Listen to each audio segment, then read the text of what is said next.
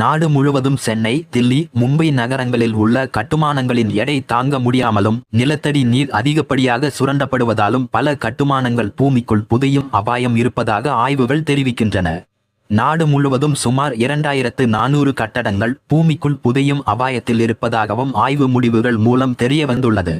சென்னை உள்பட நாட்டில் உள்ள 5 நகரங்கள் நிலத்தடி நீர் அதிகம் சுரண்டப்படுவதாலும் கட்டடங்களின் எடை கூடி வருவதாலும் பூமிக்கு அடியில் புதையும் அபாயம் இருப்பதாக கூறப்படுகிறது.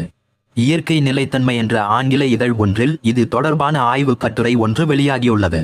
அதில் சென்னை, தில்லி, மும்பை உள்ளிட்ட நகரங்களில் 2406 கட்டடங்கள் பூமிக்குள் புதையும் அபாயம் இருப்பதாக கூறப்படுகிறது.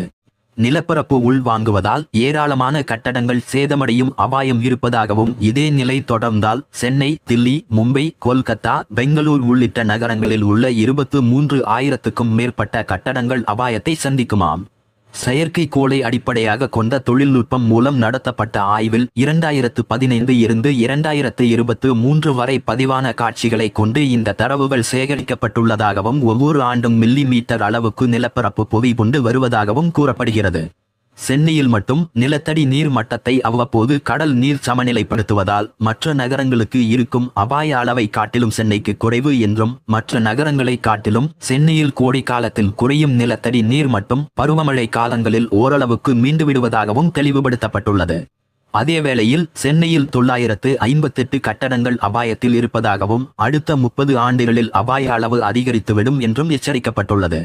இந்த ஆய்வு முடிவுகள் நிலத்தடி நீரை காப்பாற்றுவதன் அவசியத்தை வலியுறுத்துவதாகவும் நிலத்தடி நீர் என்பது வெறும் தண்ணீர் தேவைக்காக மட்டுமல்ல, ஒரு நகரின் ஒட்டுமொத்த பாதுகாப்பையும் உறுதி செய்யவும் என்று தெரிய வந்துள்ளது.